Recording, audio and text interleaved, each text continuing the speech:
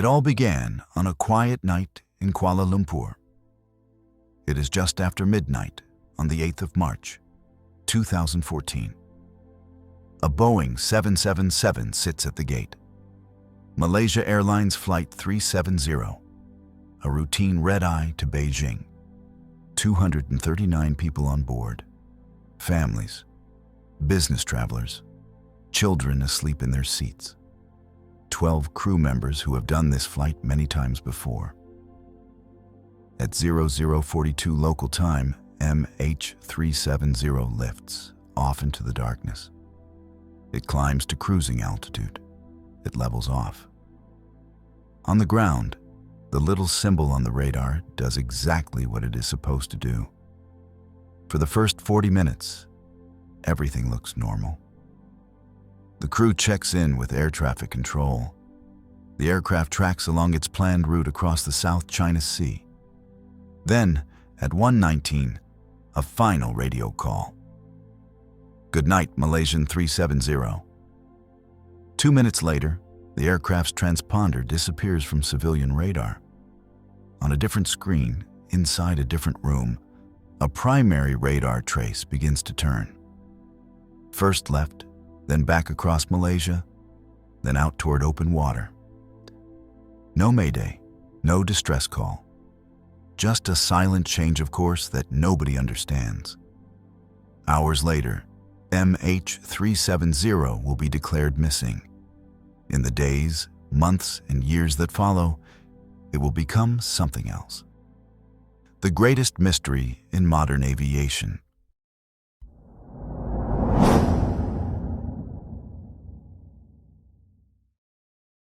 On paper, MH370 is ordinary. A 6-hour flight from Kuala Lumpur to Beijing. A late-night departure, arrival in China early in the morning. At the controls, Captain Zahari Ahmad Shah, 53 years old, more than 18,000 hours of flight time. A long career at Malaysia Airlines, familiar with the Boeing 777. Beside him, First Officer Farik Abdul Hamid, 27, still building hours on the long-haul fleet. For him, this was one more step in a career that should have stretched for decades. In the cabin, 10 flight attendants close overhead bins, check seat belts, walk the aisles one last time. The weather is fine.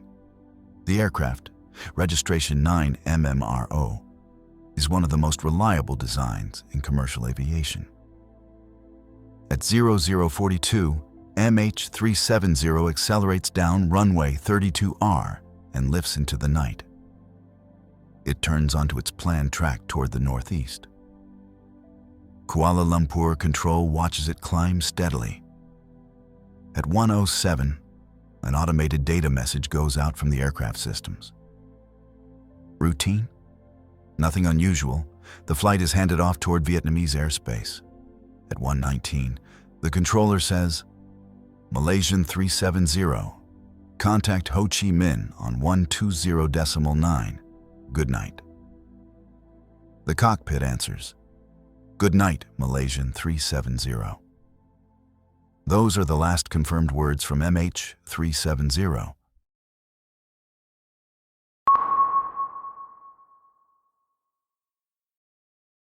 Two minutes after that last radio call, something changes. At 1:21, the aircraft's transponder goes silent. On civilian radar, MH370 disappears. Controllers watching the normal traffic pictures see other flights continue. The symbol for Malaysian 370 is simply gone, but the aircraft itself is still in the sky. On Malaysian military radar, a primary target appears. A large aircraft. No identifying code. The radar returns show it turning left, away from its planned route. It heads back toward the Malay Peninsula. It crosses the coastline. It passes near Penang. Then it turns again and flies out over the Andaman Sea. No distress call. No hijack code. No negotiation on the radio. Somebody has changed the path of the aircraft, yet the cockpit remains silent. On the ground, the confusion builds. Vietnamese controllers are expecting MH370 to check in. It never does. Kuala Lumpur thinks the handoff is complete. Military data is not shared in real time. By the time everyone agrees that MH370 is truly missing, crucial hours have already passed.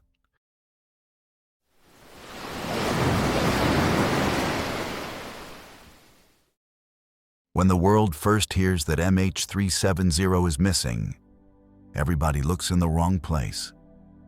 Based on the planned route and the last civilian radar data, early search efforts focus on the South China Sea and the Gulf of Thailand. Search aircraft fly grid patterns over warm, shallow water. Ships scan the surface. Nothing. Families gather at Beijing Capital International Airport, looking at an arrival screen that never flips to landed. In hotel conference rooms, Malaysia Airlines staff read statements from printed pages. The information is fragmented, late, sometimes contradictory.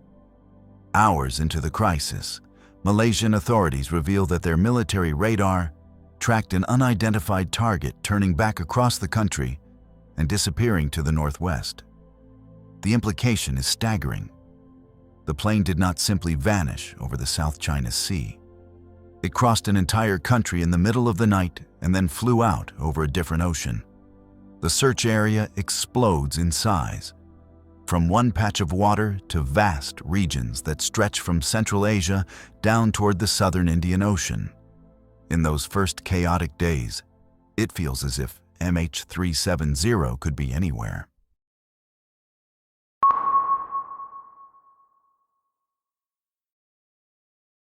When the physical trail goes cold, investigators turn to something else: data. On board MH370, a satellite communication system was still quietly alive after the transponder went dark. Even without sending routine messages, the system exchanged simple handshakes with an Inmarsat satellite high above the Indian Ocean. Each handshake recorded one basic fact: the aircraft and the satellite could still see each other. Analysts noticed a pattern.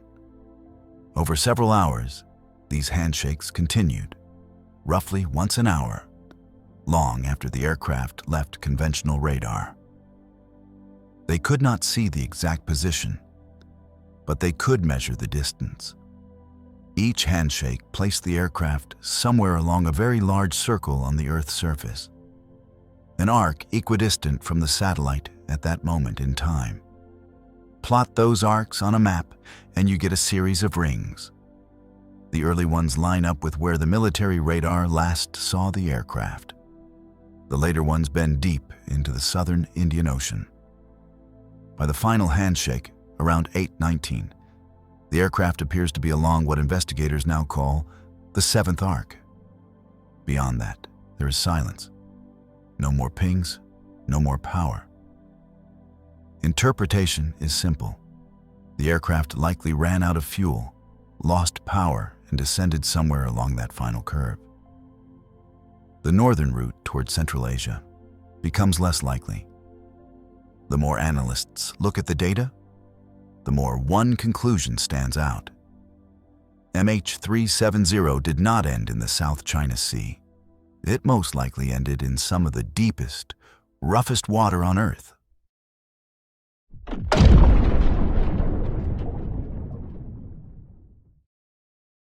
Once the focus shifts south, the scale of the operation becomes historic. Australia leads an underwater search in a remote region of the Indian Ocean, thousands of kilometers west of Perth. Search vessels tow sonar equipment over the seabed, slowly mapping an area of 120,000 square kilometers. The ocean floor there is not smooth. It is a landscape of underwater mountains, canyons, and steep ridges. Water depths reach 4 to 6 kilometers. Year after year, the search grid grows. New drift models are run to estimate where debris might have floated. The most probable crash zones are redrawn more than once, By early 2017, after scanning an area the size of a small country, the official underwater search is suspended without finding the main wreck. For the families, there is no closure. An entire Boeing 777, with all its metal, wiring, and engines, is still somewhere out there. They know it did not evaporate. It is just resting in a place that human eyes have not reached.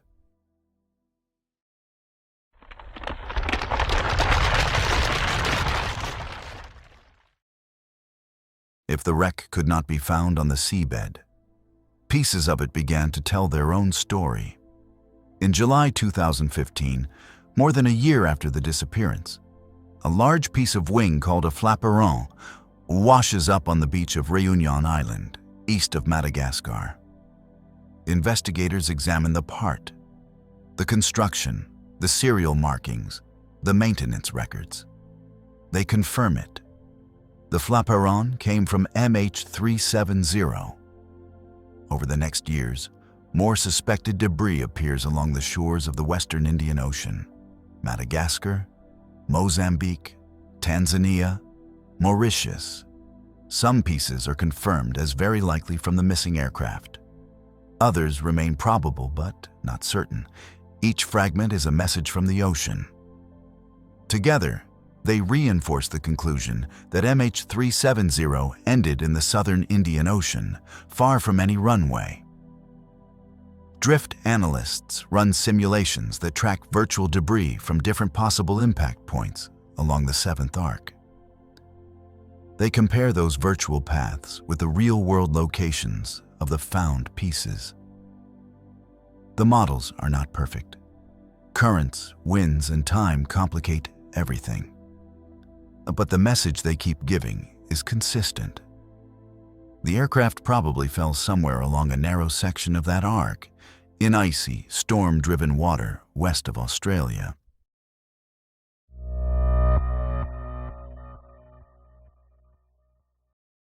Where the aircraft likely ended is one question. Why it got there is another. In the years after the disappearance, three broad categories of explanation take shape. One is an accident in the sky, perhaps a sudden decompression that left the crew and passengers unconscious. Perhaps a slow burning fire that disabled communications and systems, leaving the aircraft to fly on autopilot until the fuel ran out. In this scenario, the final moments over the Indian Ocean are uncontrolled. Simulations show that an unpiloted 777 would likely enter a steep, fast descent once the engines flamed out. Another category is hijack or interference from outside the cockpit. A passenger or group of passengers could, in theory, have forced a change of course, turned off certain systems, and flown the aircraft into a remote region on purpose. Investigations have never produced clear evidence of such a group on MH370, yet the idea persists in some circles. The third category is deliberate action from inside the cockpit. Investigators look at the facts they can see. The transponder did not fail slowly, it was turned off. The change of course happened at a point in the flight where the crew would normally be talking to a different control center. The altitude changes seen on some radar data have led some analysts to argue that someone was carefully flying the aircraft for at least part of the journey. None of these theories can be proven fully without the cockpit voice recorder, the flight data recorder, and the main wreck site. Every scenario has holes. Every scenario has supporters. MH370 sits in that rare space where the physical evidence is scattered. The core instruments are missing, and the sky that night is silent forever.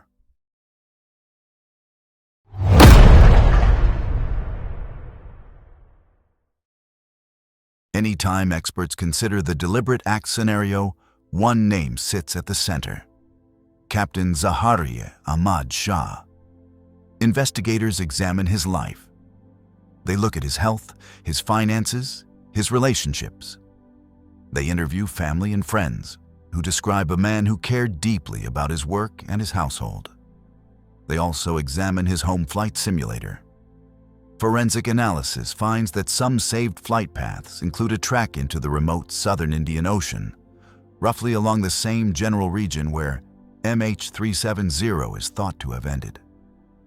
To some observers, that looks like preparation. To others, it is simply one more data point in a sea of coincidences. Official reports do not name Zahari as the cause of the disappearance. They state that they cannot rule out the possibility of deliberate action. Yet they stop short of blaming any individual. For people who want a simple answer, this is unsatisfying. A skilled captain at the controls, an aircraft that turns in the dark, a path that ends in one of the most isolated regions on Earth. It is easy to project intent into that pattern. It is much harder to prove it.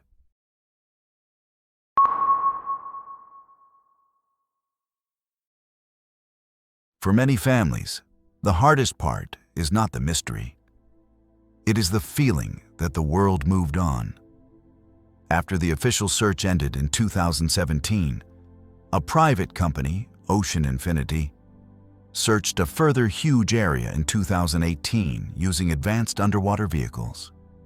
They also found nothing conclusive. For a while, the seabed went quiet. Then new work began.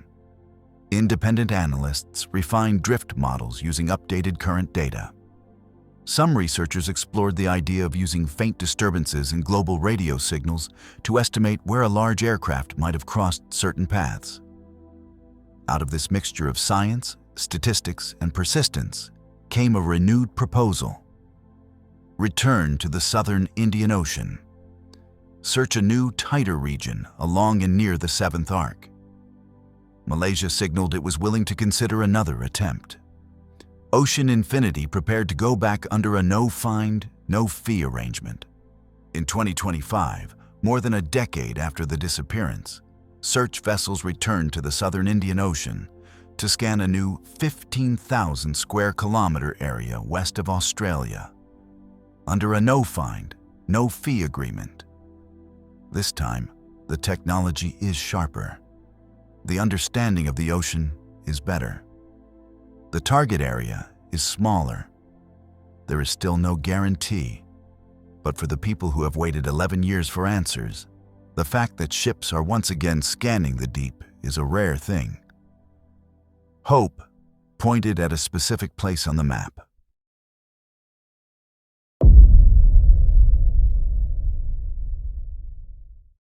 There is a line that investigators draw on their maps.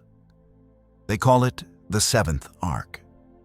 To most people, it is just a curve over empty water. To the families of MH370, it is something else. It is the last known boundary between what the data can prove and what the human mind has to imagine. Somewhere beyond that line, an aircraft carrying 239 people slipped beneath the surface. The ocean kept its secrets. Currents scattered the pieces. In a world of constant tracking and cameras, MH370 reminds us that it is still possible for something enormous to vanish. A modern jet, hundreds of lives, an entire story. Engineers look at the data and see unanswered technical questions. Pilots see a flight that violated every expectation of their training. Families see a gap in their lives that no report or press conference will ever fill. Until the wreckage is found and the recorders are recovered, MH370 is not just an aviation case. It is a symbol of how fragile certainty really is. If you want to keep exploring the stories where mystery meets technology, where systems fail and humans are left searching in the dark, subscribe. This is the Lux Chronicles, and this was the story of Malaysia Airlines Flight 370.